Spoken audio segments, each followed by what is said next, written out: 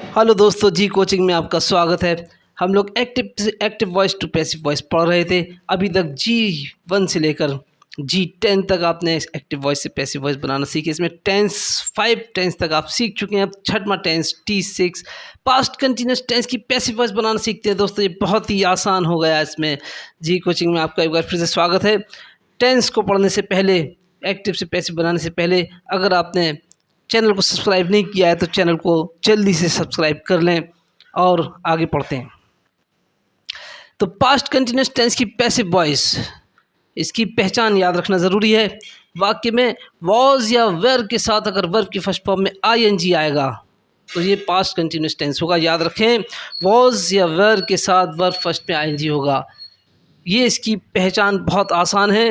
Was या where के साथ वर्ब फर्स्ट में ing का होना, ये पास्ट कंटिन्यूस टेंस होगा। इसकी पैसिव वॉइस बनाना आसान है।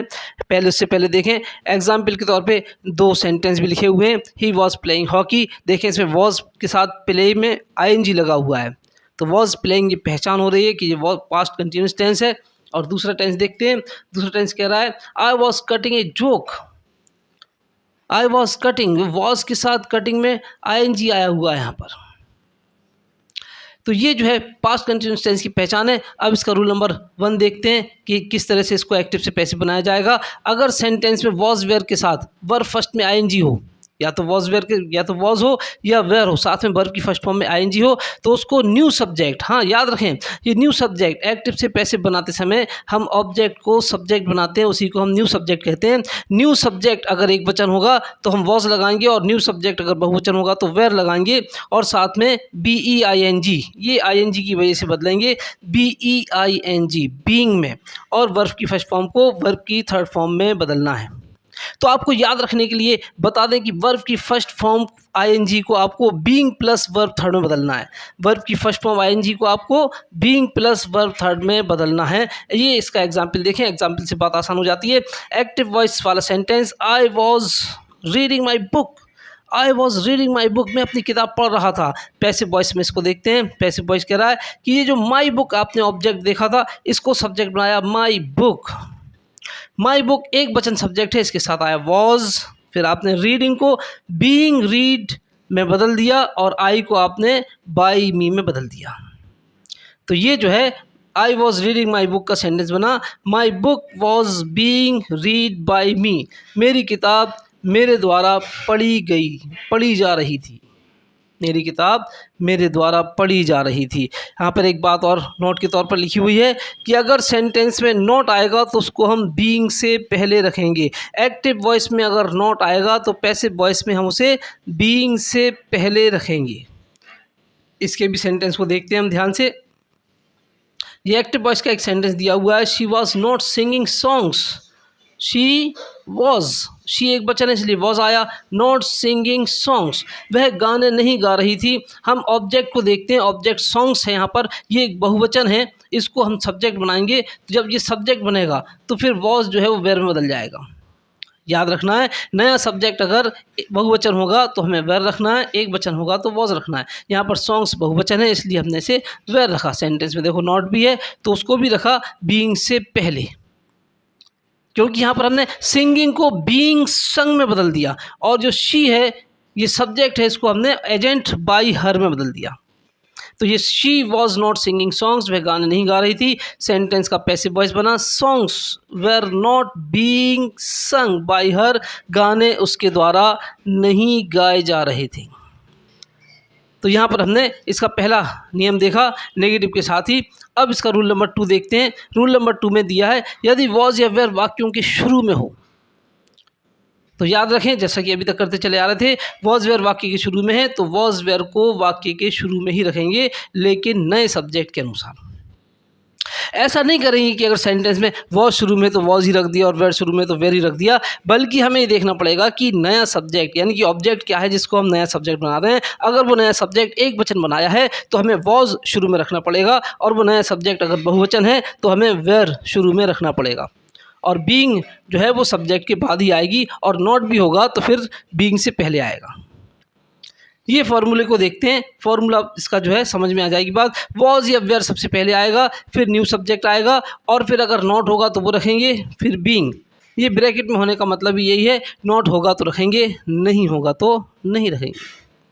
फिर इसके बाद बीइंग आएगा, वर्ब की थर्ड फॉर्म आएगी और उसके बाद जो कॉम्प्लीमेंट है वो आएगा और आखिरी में क्वेश्चन मार्क भी लगाना है।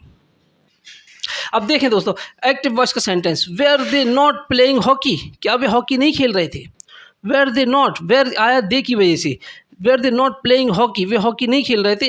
हॉकी ऑब्जेक्ट है, इसको न्यू सब्जेक्ट बनाएंगे तो ये न्यू सब्जेक्ट की शक्ल में शुरू में आ जाएगा, एक वचन है इसलिए शुरू में वॉज हो जाएगा, वेयर की जगह वॉज हो गया। यहाँ पर याद रखना फिर भी कि वेयर अगर है तो हम वेयर ही नहीं रखेंगे, वॉज है तो वॉज नहीं रखेंगे, बल्कि न्यू सब्जेक्ट के हिसाब से हमें वॉज या वेयर पहले रखना है। तो हॉकी की वजह से वॉज यहाँ पहले आया, वॉज हॉकी। सेंटेंस में नॉट भी है तो नॉट आ गया। प्लेइंग को बीइंग प्लेड में बदल दिया और आखिरी में दे को बाई देम यानी एजेंट में बदल दिया, तो सेंटेंस बन गया आपका was hockey not being played by them, क्या हॉकी उनके द्वारा नहीं खेली जा रही थी। अगला सेंटेंस देखते हैं, वॉज ही नॉट टीचिंग हरी, क्या वे हरी को नहीं पढ़ा रहा था। वॉज ही नॉट टीचिंग हरी, यहाँ पर हरी एक वचन है और किसको नहीं पढ़ा रहा था, वॉज ही नॉट टीचिंग हरी, हरी को नहीं पढ़ा था। हरी एक वचन है, इसको सब्जेक्ट बनाएंगे, चूंकि ये एक वचन है इसलिए शुरू में वॉज आएगा, वॉज हरी। सेंटेंस में देखो नॉट भी है तो नॉट आया और टीचिंग को बीइंग टॉट में बदल दिया। दोस्तों याद रखें, अगर वर्ब की फर्स्ट सेकंड थर्ड फॉर्म आपने याद नहीं किए तो उसको याद कर लें, क्योंकि इसके बगैर एक्टिव से पैसिव बनाना मुश्किल है। और ही को यहाँ पर बाय हिम में एजेंट में बदल दिया गया, क्या हरी उसके द्वारा नहीं पढ़ाया जा रहा था। अब इस सेंटेंस को देखते हैं, अगला नियम जो दिया हुआ है इसके अंदर, ये अगला नियम दिया हुआ है रूल नंबर 3। रूल नंबर 3 हमसे कह रहा है कि क्वेश्चन वर्ड, आपको खूब पता है क्वेश्चन वर्ड कौन से हैं, व्हाट, व्हाट माने क्या, वेयर माने कहाँ, व्हेन माने कब, वाई क्यों, हाउ कैसे, ऐसे जैसे भी जितने भी ऐसे क्वेश्चन वर्ड अगर सेंटेंस के शुरू में हो तो क्या करते हैं, आपको पुराने सेंटेंस जितने भी आपने अभी तक पढ़े हैं, T1 T2 T3 T4 T5, उन सब में हमने ये देखा था कि अगर क्वेश्चन वर्ड शुरू में हो तो पैसिव वॉइस में भी क्वेश्चन वर्ड को हम शुरू में ही रखते हैं। याद रखें, वॉज वेयर शुरू में है तो वॉज वेयर शुरू में आता है, और अगर क्वेश्चन वर्ड शुरू में है तो क्वेश्चन वर्ड शुरू में आता है। इन्हें बदलते नहीं हैं बल्कि इन्हें रखते हैं, सिर्फ हमें न्यू सब्जेक्ट के हिसाब से वॉज वेयर रखना पड़ता है। क्वेश्चन वर्ड अपनी जगह रहेगा, शुरू में ही रहेगा, फिर वॉज या वेयर में से कोई एक आएगा, फिर न्यू सब्जेक्ट आएगा, नॉट अगर होगा तो रखेंगे, फिर बीइंग आएगा, वर्ब की थर्ड फॉर्म आएगी, कॉम्प्लीमेंट और फिर उसके बाद एजेंट।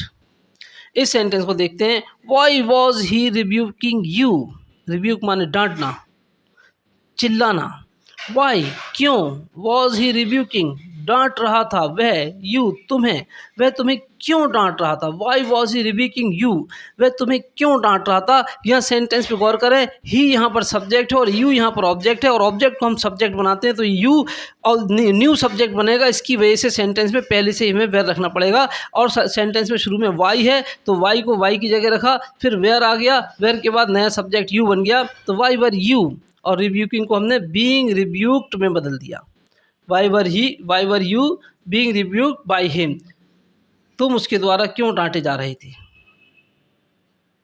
अब इसके बाद सेंटेंस में देखते हैं अगला वाला सेंटेंस, व्हेन कब, वॉज द सर्वेंट रिंगिंग, नौकर कब बजा रहा था, द बेल घंटी, नौकर घंटी कब बजा रहा था। इस सेंटेंस में हम देखें, द सर्वेंट जो है वो सब्जेक्ट है, इसको बाय द सर्वेंट यानी लास्ट में एजेंट में बदल देंगे, और इसमें द बेल जो है वो ऑब्जेक्ट है, ये एक वचन है, इसको हम न्यू सब्जेक्ट बनाएंगे और इसके साथ ही हम इससे पहले वॉज रखेंगे। तो व्हेन क्वेश्चन वर्ड शुरू में है इसलिए शुरू में आया, फिर वॉज द बेल आ गया, was the bell, when was the bell, और रिंगिंग को हमने बीइंग रंग में बदल दिया, When was the bell being rung by the servant, नौकर के द्वारा घंटी कब बजाई जा रही थी।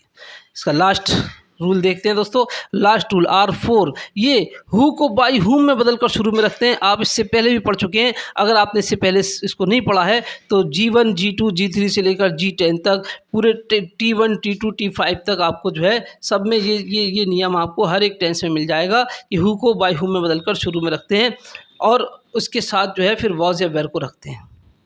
अब देखें, हु वॉज टीचिंग हिम, उसे कौन पढ़ा रहा था, हु वॉज टीचिंग हिम, उसे कौन, उसे मतलब हिम, इस हिम को हम सब्जेक्ट बनाएंगे, इसके साथ वॉज आएगा, वॉज ही। तो ये जो हु है ये बाय हुम में बदल गया और हिम की वजह से वॉज ही आ गया, बाय हुम वॉज ही, और टीचिंग को बीइंग टॉट में बदल दिया। तो इस तरह से ये tense number 6 past continuous tense पूरा हुआ। पास्ट कंटिन्यूस टेंस की पैसिव वॉइस को आप 2-3 बार इसको पढ़ लें और इसको नोट कॉपी पर लिख लेने से ये आपको और अच्छे से समझ में आ जाएगा। इसके साथ ही इसके पहले के जितने भी टेंस हैं उसको भी दोहरा लें, ताकि आने वाले टेंस आपके लिए और आसान हो जाएँ और जल्दी से ये सब समझ में आ जाए। थैंक यू दोस्तों।